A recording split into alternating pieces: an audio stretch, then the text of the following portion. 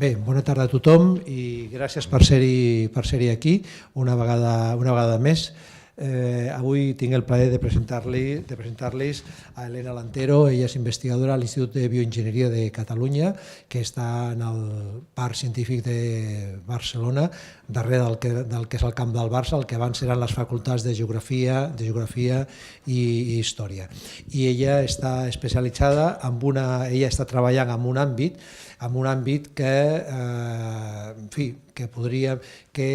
és dels que hem fet ja diverses xerrades aquí, que és l'àmbit del món de la nanotecnologia, que veritablement és un dels mons que ens canviarà a tots plegats la vida, donat el que és el progrés d'aquesta nova disciplina, no sé si dir-li disciplina, ciència, àmbit de recerca. En el món en què nosaltres vivim, en el món occidental, nosaltres tenim com una de les característiques essencialment l'acceleració del que és els modus de vida. L'acceleració dels modus de vida fa que de vegades aquesta contínua informació a la qual tots estem sotmesos, ja sigui a diaris, ja sigui a través de les xarxes socials, ja sigui les televisions, les ràdios, etc., fa que determinades problemàtiques que afecten a parts molt significatives de la humanitat globalment considerada quedin una mica com oblidades. Hi ha determinats tipus de malalties que fa X temps senzillament es parlava o estava present, però donat aquest ritme de vida, com dic, de vegades queda allà arraconat en el que és tot aquest món de contínua informació. Aleshores, una d'aquestes qüestions que queden allà arraconades, però que pateixen milions i milions de persones, aproximadament la darrera estadística de l'any 2013-14 estem parlant de més de 100 milions de persones afectades per la malària, per la picada del mosquit de l'anòfeles i el plasmodium, en fi, tot això, i aproximadament més de 670.000 morts per la malària. En el cas, sobretot, de l'Àfrica subsahariana i el que és el sud-est asiàtic, concretament l'Índia, Bangladesh, en fi, totes aquelles zones, senzillament, en el cas del que és l'Àfrica subsahariana, el 77% de les morts són morts infantils, morts de nens. Aleshores, des de ja fa força temps, hi ha una actuació a nivell mundial per tal de lluitar contra el que significa la malària. I s'estan fent molts esforços, i tots aquests esforços, ja sigui a nivell públic, a nivell privat, per exemple, la Fundació Melinda amb Bill Gates està fent un esforç significativament important en la lluita contra la malària i està col·laborant amb una de les persones més destacades en el nostre país, que és el doctor Pedro Alonso, que treballa a l'Institut de Salut Global, en el que és l'Hospital Clínic. Llavors estan aconseguint senzillament millores sobretot amb el que és la prevenció. Parlem, per exemple, que s'ha pogut frenar amb un 25% el que és l'avanç de la població, s'ha pogut progressar en un 42% el que són les morts, això són les darreres dades de l'OMS, de l'Organització Mundial de la Salut. I clar, tots aquests esforços van dirigits sobretot al que és el diagnòstic, sobretot dirigit al que és el tractament amb fàrmacs o amb fumigacions. Però encara senzillament el que és el més important, que és comprendre com es desenvolupa la malària i per què la malària encara existeix amb tots aquests esforços. Llavors, clar, aquí s'ha d'anar-hi el per què no s'ha pogut erradicar en el món el que és aquesta malaltia. Llavors, aquí ja entrem en el que és el món de comprendre la malaltia i comprendre els mecanismes ja a nivell cel·lular. I els mecanismes, senzillament, afecten sobretot a un aspecte, que és el fet que les cèl·lules infectades pel paràsit, senzillament el que estan fent és que les cèl·lules afectades es converteixen en massa rígides, es fan en massa fortes, llavors no poden penetrar-hi per al que són els capil·lars, llavors queden allà d'alguna manera enquistades. Llavors, per això, per comprendre tot això, nosaltres necessitem anar-hi al que és la recerca bàsica. I concretament ja des del 2014, sobretot en el que és el Massachusetts Institute of Technology, als Estats Units, s'ha pogut avançar molt per tal de comprendre els mecanismes i, en concret, un científic, el Subra-Shurus, a partir del que és la nanotecnologia, que avui és del que ens parlarà l'Helena, senzillament poder arribar-hi a aquesta escala que va més enllà del que és l'escala micro. Llavors, sobretot, la nanotecnologia el que ha permès és poder produir un seguit d'instruments, per exemple, el que s'anomenen unes pinces òptiques per poder penetrar-hi ja a nivell cel·lular, senzillament, i poder trencar allò que aquestes cèl·lules infectades tenen, allò que ha produït aquesta picada. Senzillament, d'alguna manera, és entrar-hi en allò que ella és experta en tot això, entrar-hi en la que és la micromecànica del que és la malaltia. Llavors, intentar crear mecanismes, crear instruments per poder comprendre i poder atacar en la seva arrel el que és la malaltia. Llavors, això fins ara no s'ha pogut fer, fins que no ha arribat això del que és el món nanotecnològic. Llavors, aquest veritablement, per això, els grans països, les grans companyies, les grans organitzacions estan fent cada cop més una aposta pel que significa el món nanotecnològic, que és senzillament anar-hi molt més enllà del que és l'escala micro. Llavors, això nosaltres hem considerat, com aquesta conferència, com les altres dues que farem el dia 12 i el dia 19 de desembre, poder apropar-nos i poder veure el que és les dimensions de com la recerca científica pot contribuir i pot ajudar a resoldre tot un seguit de malalties a través de noves teràpies. Per tant, Helena, moltes gràcies per ser aquí, per poder compartir amb nosaltres els teus coneixements, la teva recerca, amb una problemàtica a nivell mundial que senzillament és, com deia abans, el tema de paraules com la malària o paraules com lepra, senzillament, que en un determinat moment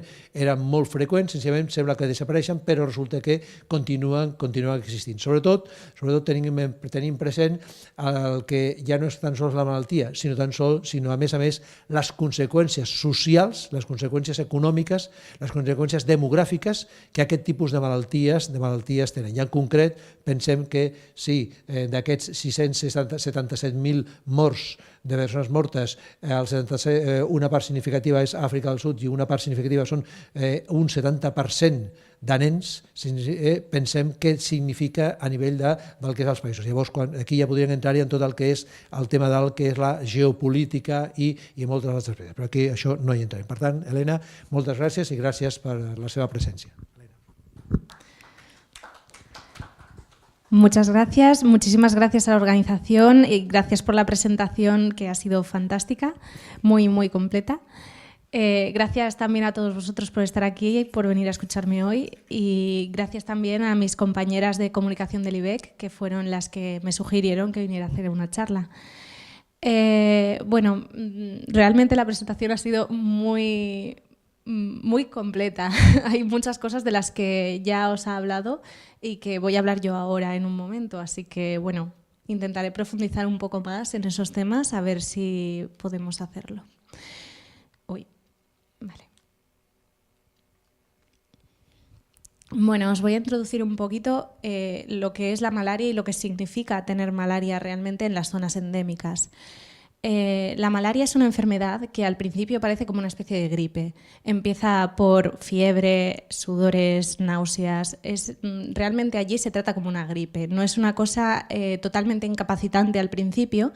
El problema es cuando los síntomas empiezan a crecer, empiezan a ser cada vez más graves.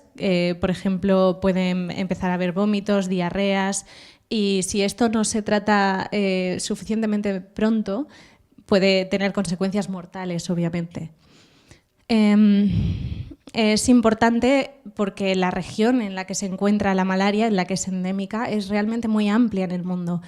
Tenemos que hay casos en prácticamente toda Sudamérica y Centroamérica, prácticamente todo África y sobre todo el sur de Asia, que tiene muchísima población y por tanto hay mucha población en riesgo y en riesgo de contagiarse. Como vemos, en los países más del norte no hay malaria, pero no es porque no haya existido nunca, existió una vez, solo que se consiguió erradicar de esas zonas. Luego, más adelante, os hablaré de ello. Cómo se transmite es precisamente por la picadura de mosquito. Este mosquito está infectado por un protozoo que se llama Plasmodium y el Plasmodium es el que causa la malaria en el humano. Cuando otro mosquito pica a un humano que está enfermo con el Plasmodium, lo puede transmitir a la siguiente persona. Precisamente se transmite únicamente por los mosquitos. Las personas en riesgo, y esto es muy importante, son sobre todo los niños y las mujeres embarazadas. ¿Esto por qué? Porque muchos de los adultos en las zonas endémicas o ya han desarrollado alguna clase de defensa contra las enfermedades o tienen enfermedades latentes que conviven con ellas toda la vida, pero no les impiden hacer vida normal. Sin embargo, los niños no tienen esas defensas ya adquiridas. Son una parte de la población muy susceptible a caer enfermos y a tener la enfermedad aguda, a acabar muriendo por ello. Y las embarazadas tienen el problema de que no se las puede tratar con los mismos antibióticos que tratarías a cualquier otra persona, porque esto tiene muchas consecuencias en el feto. Entonces, si no lo puedes tratar con los antibióticos, en las zonas endémicas el acceso a hospitales no es tan sencillo. Muchas mujeres embarazadas tienen muchos problemas después con la malaria a lo largo del embarazo. Muchos niños nacen ya muertos o nacen con peso muy bajo y por lo tanto tienen más posibilidades de morir en adelante, además de todas las complicaciones que tienen durante el embarazo. Y aquí, como dato interesante, voy a abrir una página web si puedo.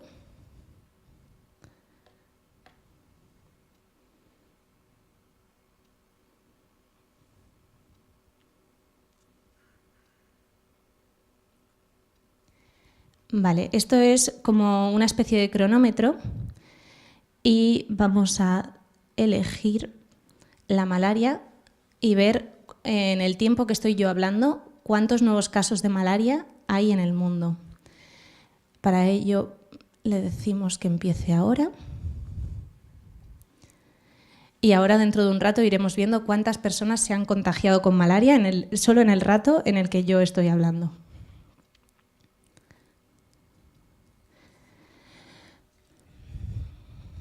Bueno, como breve introducción histórica de la malaria ya se conoce posiblemente desde la edad de los egipcios, porque se han encontrado restos documentados tanto en escrituras chinas como en escrituras egipcias de que esta enfermedad existía, de que había una serie de fiebres cíclicas que producían esta clase de enfermedad. En la Roma antigua ya se empieza a elucubrar que puede ser el mosquito el que transmite esta enfermedad, porque precisamente se veía que en zonas con muchos mosquitos se transmitía más. Y en el siglo XIII es cuando se le pone, XVIII es cuando se le pone este nombre de malaria, que viene a ser mal aire, es decir, en zonas pantanosas, en zonas donde realmente los mosquitos son proclives a poner allí sus huevos y a reproducirse, es donde más se produce esta enfermedad y se relacionaba más con el aire que con los mosquitos, aunque ahora se ve que son los mosquitos. Uno de los primeros tratamientos más efectivos es este de corteza de quina, que luego de aquí es donde se extrae la quinina, que más adelante se utiliza como fármaco concretamente. Datos curiosos sobre la malaria es que en la Segunda Guerra Mundial, tan cerca como en la Segunda Guerra Mundial, se repartían panfletos como este. Con estos panfletos lo que querían decir a los soldados es que se cubrieran bien con redes para evitar que los mosquitos pasaran y les picaran, para evitar caer enfermos de malaria. Estamos hablando de los años 40. precisamente porque se vio que era muy fácil contagiarse de malaria debido a que en situaciones de guerra pues igual la población está más concentrada o hay menos prevención. Posteriormente a la guerra, hacia finales de los años 40, principios de los 50, casi todos los países precisamente del norte del globo terráqueo empezaron una campaña muy fuerte para esparcir insecticidas y librarse de la malaria en sus propias regiones. Por ejemplo, se utilizaba muchísimo el DDT, bueno, entonces se creía que no era tóxico, ahora se ha demostrado que es tóxico y ya no se usa, pero sí que son típicas las imágenes de esparcir DDT en las regiones donde antes había malaria y ahora no. Entonces, este es un problema que en Europa no es un problema, porque hemos conseguido erradicar el mosquito de las zonas en las que estaba y no se transmite la malaria aquí. Pero si nos vamos un poco más al sur, en África no se ha conseguido erradicar al mosquito, porque sus gobiernos o las ayudas humanitarias no han llegado a tratar de esta manera tan global para evitar la transmisión. Ahora os voy a hablar un poquito de la biología del parásito, de qué es lo que está haciendo dentro del cuerpo humano para producir la enfermedad. Para empezar, hay 4 especies diferenciadas de parásito que son las más comunes y que producen malaria. Está Plasmodium falciparum, que es el que más casos tiene en África, Plasmodium vivax, que es el que más casos tiene en la zona del sureste asiático, Plasmodium ovalae y Plasmodium malariae. Este parásito tiene un ciclo de vida muy, muy complejo. Entre sus 2 huéspedes se reparte su ciclo de vida. Podemos empezar por la picadura de mosquito. Cuando el mosquito pica, nos transfiere parásito a través de su saliva y estas formas de parásito concretamente viajan hasta el hígado, donde empiezan a reproducirse dentro de las células del propio hígado. Llega un momento en el que cuando se ha reproducido lo suficiente, sale del hígado y se va al torrente sanguíneo, donde va a infectar los glóbulos rojos, va a quedarse metido dentro de los glóbulos rojos para crecer allí y gracias a esta cobertura del glóbulo rojo puede escapar un poco a las defensas del cuerpo. Y cuando ha crecido lo suficiente, ha hecho copias de sí mismo, vuelve a entrar al siguiente glóbulo rojo, así continuamente. Llega un momento en el que algunos de los parásitos se diferencian en estos estadios concretos, que son los estadios que van a ser luego sexuales. Cuando pica otro mosquito, recoge precisamente estos parásitos que van a parar a su estómago y aquí se diferencian en lo que son los gametos y pueden fecundarse y producir el cigoto. Este hará muchísimas copias de sí mismo de nuevo, que viajarán hasta las glándulas salivales, donde podrán infectar a un nuevo huésped. Y puntos muy importantes de la malaria y que luego es importante a la hora de tratar la enfermedad. En el hígado se queda latente el parásito muchas veces. Tenemos el ciclo normal, que es que sale a la sangre, pero en ocasiones se queda ahí como enquistado, en pausa, esperando el momento en el que le venga bien reproducirse y volver a salir al torrente sanguíneo.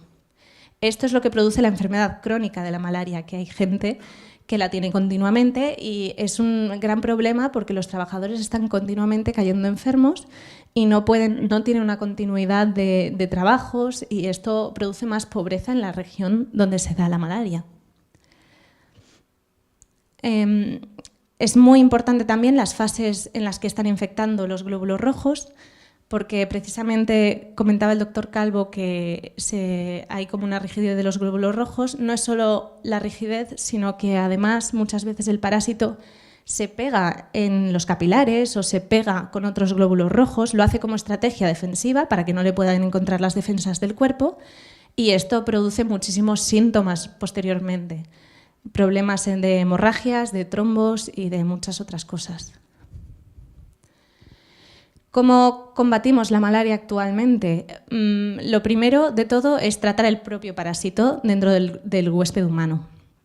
Esto se consigue con fármacos que pueden ser tanto de origen químico como de origen natural y los más importantes os los he resaltado aquí, la quinina, que fue de los primeros que se descubrió y se aisló como tratamiento para la malaria, y esta serie de diferentes compuestos, tanto químicos como de origen natural, que han sido muy importantes a la hora de llevar tratamientos a las zonas con malaria. Una cosa importante a resaltar es que cada vez que hay un fármaco nuevo, a los pocos años, se encuentran parásitos resistentes a este fármaco. Por eso continuamente se están buscando nuevos fármacos para sustituir a aquellos que ya no sirven, que ya no matan al parásito. De momento, la artemisinina es un fármaco de origen natural que hace poco se ha dado el premio Nobel a la mujer que lo redescubrió, por así decirlo. Y es el fármaco que más se usa actualmente para combatir la malaria en combinación con otros fármacos, porque si combinas más de un fármaco, reduces las posibilidades de que se creen resistencias contra los dos, porque ya son dos fármacos los que están actuando y la probabilidad de que el parásito desarrolle resistencia contra uno siempre va a ser más alta que la probabilidad de que el parásito desarrolle una resistencia contra dos fármacos. Así se reduce un poco la posibilidad de estas resistencias y se va combatiendo poco a poco a la malaria, aunque ya se han visto resistencias a artemisinina en algunas zonas del sudeste asiático. Otra manera de combatir la malaria es combatir el vector, combatir los mosquitos. Esto, poner simplemente redes antimosquitos alrededor de las camas, repartirlas y toda esa tarea, ha sido lo que más ha reducido el número de casos de malaria en África y gracias a ello se puede avanzar precisamente en combatir la enfermedad y en erradicarla. Pero estas redes siempre necesitan un cierto mantenimiento, que estén bien colocadas, que no tengan agujeros. Entonces, no solo acaba en repartir las redes, sino en asegurarse de que esté bien. Otra manera es repartir insecticidas, por ejemplo, utilizan un spray para tener las paredes de la casa con insecticida para que cuando el mosquito se pose, automáticamente se muera y no transmita más la enfermedad. El problema es que también el mosquito se ha acostumbrado a otro modo de vida, porque si los mosquitos que entran mueren, se tienden a conservar los mosquitos que no entran a una casa a picar, los mosquitos que van a estar picando fuera. Entonces, muchos mosquitos están picando fuera en lugar de dentro de las casas por esto mismo, y allí sí que no puedes empezar a repartir insecticida por absolutamente todo el campo, siempre hay un límite.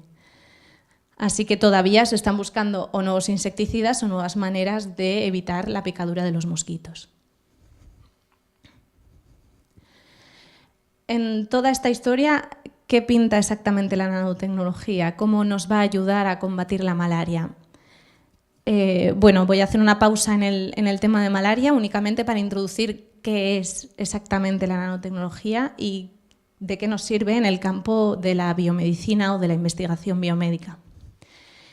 La nanotecnología es el conjunto de tecnologías que se utilizan para fabricar y utilizar objetos o estructuras que tienen el tamaño de las estructuras internas celulares, es decir, van a ser más pequeños que las células y por tanto nos van a ayudar a entender el funcionamiento de estas o acceder al interior de estas para poder crear nuevos tratamientos o crear nuevas formas de investigar la propia célula. Esto es en medicina concretamente. Obviamente la nanotecnología se utiliza para mucho más, para ordenadores y para muchísimas cosas más que yo no soy capaz de abarcar porque me he centrado muchísimo en el campo de la biomedicina.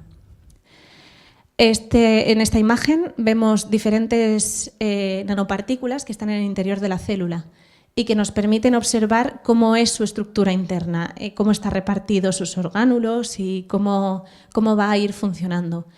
Esto es muy, muy útil para hacer imagen del interior de las células, para saber cómo funcionan. También la nanotecnología nos va a ayudar a crear nuevas medicinas, porque nos va a ayudar no solo a estudiar las células, sino a ver cómo alcanzar ciertos puntos celulares o esa clase de cosas. Y sobre todo a mejorar las que ya existen, que eso es importante, darles nueva vida a medicinas, a fármacos que ya existen y que no necesitamos investigar nuevos fármacos, sino poder reutilizar estos fármacos de manera útil y directa. Y otra cosa importante son las herramientas de diagnóstico, que son esenciales ahora mismo para muchísimas enfermedades, diagnosticar rápidamente la enfermedad para poder tratarla rápidamente. La nanotecnología hace herramientas de diagnóstico que son rápidas, sensibles y te caben en el bolsillo. Por lo tanto, vamos a acelerar el diagnóstico de muchas enfermedades. Os he querido poner un ejemplo de cómo funciona un test de embarazo.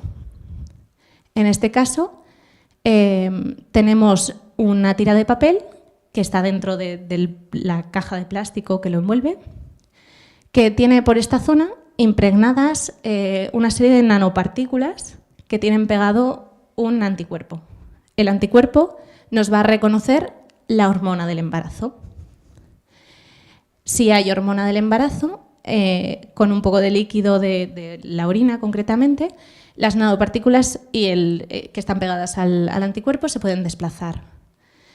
Cuando hay hormona del embarazo, se va a quedar enganchada a los anticuerpos que tienen las nanopartículas y además a una banda de anticuerpos que está aquí.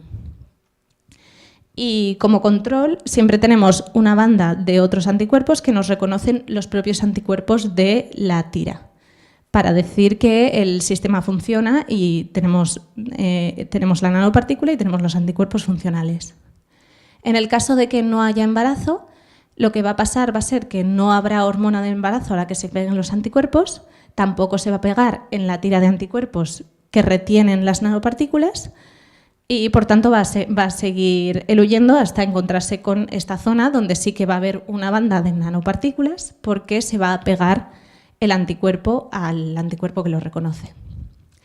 ¿Por qué se ven estas nanopartículas cuando están todas pegadas y no se ven cuando no lo están? Eso es precisamente por el tamaño. El tamaño hace que a simple vista no las puedas ver porque son muy, muy pequeñas y están muy repartidas en mucho espacio. Sin embargo, si las estamos concentrando, como existen, como ocupan un espacio, al estar todas concentradas van a poder absorber la luz y poder verse la banda realmente. Herramientas de diagnóstico como estas se utilizan para muchas enfermedades y también variantes. No necesariamente tiene que ser en una tira de papel, puede ser en un líquido, que veas que las nanopartículas empiezan a agregar y por lo tanto se empieza a ver color en el líquido, y puede ser con muchas otras herramientas de diagnóstico. Entonces, concretamente, todo esto que os he explicado de la nanotecnología, ¿para qué nos sirve contra la malaria?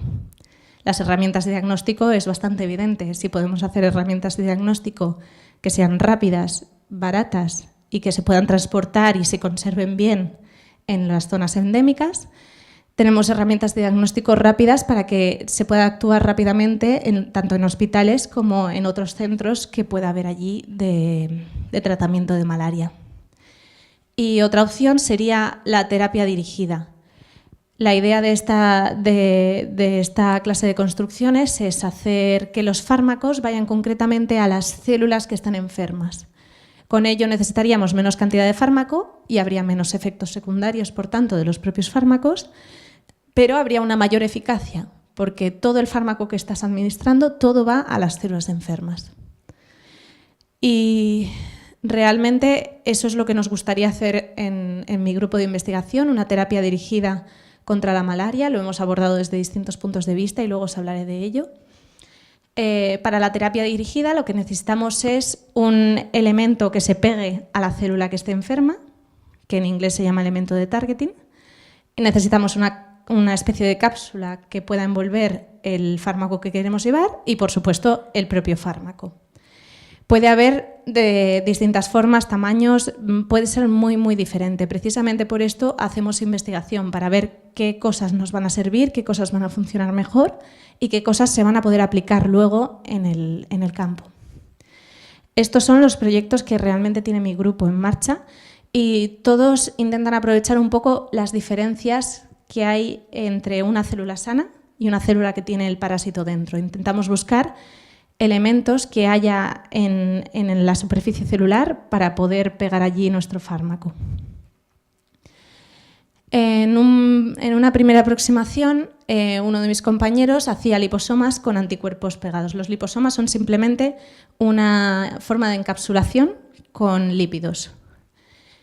Los anticuerpos reconocen específicamente la célula de interés. En el caso de mi compañero, hizo unos liposomas con anticuerpo que reconocieran a ciertos parásitos que expresaban proteínas por fuera de agregación, que hacían agregación con otros glóbulos rojos, y de esta manera hacía doble efecto. Intentaba evitar que se produjera esta agregación y al mismo tiempo dar tratamiento a la célula enferma. Y otra aproximación es tener un anticuerpo que vaya a absolutamente todos los glóbulos rojos, con lo que conseguiremos sencillamente que tanto los que están enfermos como los que están sanos vayan cargados con el fármaco. Esto es interesante porque si otro parásito intentara infectar un glóbulo rojo que ya está cargado de fármaco, en teoría le afectaría el fármaco que ya está en el interior, así que moriría también. El problema de este sistema es que los anticuerpos y los liposomas no son baratos, no se pueden aplicar en las zonas endémicas de la malaria, donde se buscan precisamente tratamientos que puedan ser baratos, que se puedan extender a todas las personas que están afectadas. Entonces, esto como prueba de concepto está bien y precisamente para las células que agregan es interesante porque son menos casos, son casos de malaria aguda, de malaria concretamente esta malaria, entonces a esos igual se podría llegar a aplicar solo a esos casos, pero no se podría extender a toda la población.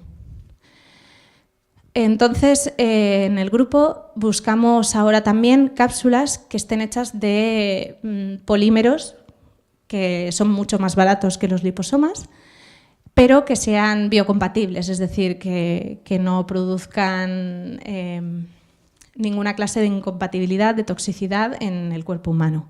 De estos hay muchos, de muchas formas, de muchos tamaños. La forma de encapsular los fármacos es quizá la parte más difícil, porque si no es una estructura completamente cerrada, el fármaco sencillamente iría saliendo.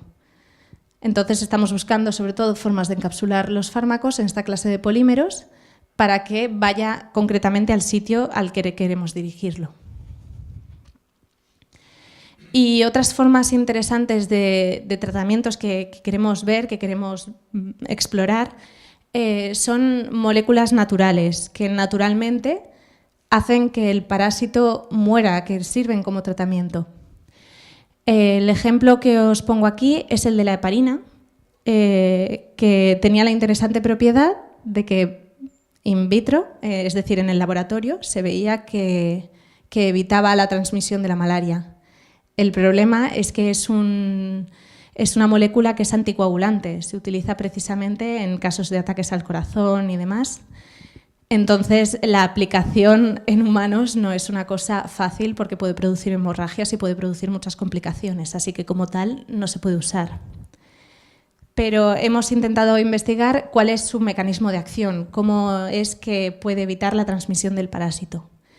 Y lo que hace es que cuando el parásito está libre buscando un nuevo glóbulo rojo al que infectar, se pega al parásito de alguna manera, sobre todo por interacciones electrostáticas, y lo que hace es evitar que el parásito pueda entrar al glóbulo rojo porque le está cubriendo, por así decirlo, la superficie. No puede interaccionar bien con el glóbulo rojo y no puede entrar. Entonces, ahora lo que estamos buscando son modificaciones de la heparina para ver si podemos bajar la actividad anticoagulante y mantener la actividad antimalárica. Eso sería una opción. Otra opción que exploró hace tiempo una compañera es pegar la heparina a estructuras de tamaño nanométrico, es decir, a estos liposomas o a estos polímeros que os he estado contando, para ver si así se reduce, al estar pegada, su actividad anticoagulante y actúa solo para pegarse al parásito libre. Estas serían varias opciones que estamos explorando. Ya por último, lo último que queremos explorar en el grupo es formas de tratar el parásito mientras está en el mosquito, que de alguna manera, si dejamos en zonas donde el mosquito habita o donde el mosquito come fármacos que puedan acceder al propio mosquito, que pueda matar al parásito y evitar su transmisión. Esto, una de las aproximaciones sería dar fármacos a las personas, que cuando el mosquito pique se lleve el fármaco, y otra manera sería pues, poner unos comederos especiales para que cuando el mosquito se alimente se lleve el fármaco y se pueda eliminar el parásito dentro del mosquito. Y ahora estamos estudiando cómo podríamos hacer esto, qué clase de elementos podríamos usar, si serían las partículas poliméricas y qué clase de fármacos serían los más adecuados para usar para combatir el parásito dentro del mosquito. Todo esto lo llevamos en el grupo, este es el grupo de nanomalaria. Trabajamos, como veis, en cabinas de bioseguridad, el parásito está aquí dentro, no hay ningún peligro para el trabajador, a no ser que te pinches, pero la probabilidad es muy baja porque no solemos trabajar con agujas mientras estamos trabajando con el Plasmodium.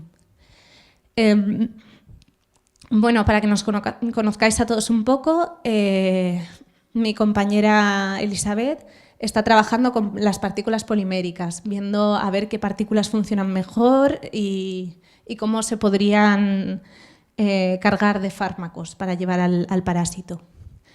Mi compañero Ernest fue el que desarrolló el sistema de liposomas para combatir la malaria de esa manera. Y mi compañero Arnau está viendo si hay proteínas que puedan ser usadas como fármaco contra el parásito, de alguna manera. Yo estoy trabajando sobre todo en la parte de la heparina como tratamiento. Y somos una unidad conjunta, bueno, Xavier Fernández Busquets es el jefe y el coordinador de todos estos proyectos y somos una unidad conjunta entre el Instituto de Bioingeniería de Cataluña y el Instituto de Salud Global de Barcelona. Precisamente gracias a estar en estas dos entidades tenemos las facilidades de poder hacer nanotecnología gracias al IBEC y las facilidades de poder trabajar con malaria y con todos los equipos que nos funcionan bien para medir al parásito gracias a IS Global. Obviamente no estamos solos, colaboramos con diversas universidades y diversas entidades, que siempre es importante cuando estás haciendo una investigación porque tienes que poner tu investigación en contexto, no solo eres tú, sino que siempre va a haber otras personas que estén trabajando en cosas parecidas o en cosas que se puedan aplicar en tu campo y que no se te había ocurrido antes. Entonces siempre es importante buscar nuevos colaboradores, nuevas áreas y nuevos horizontes que poder explorar. Y eso es todo. Muchísimas gracias por escucharme y muchas gracias por estar aquí.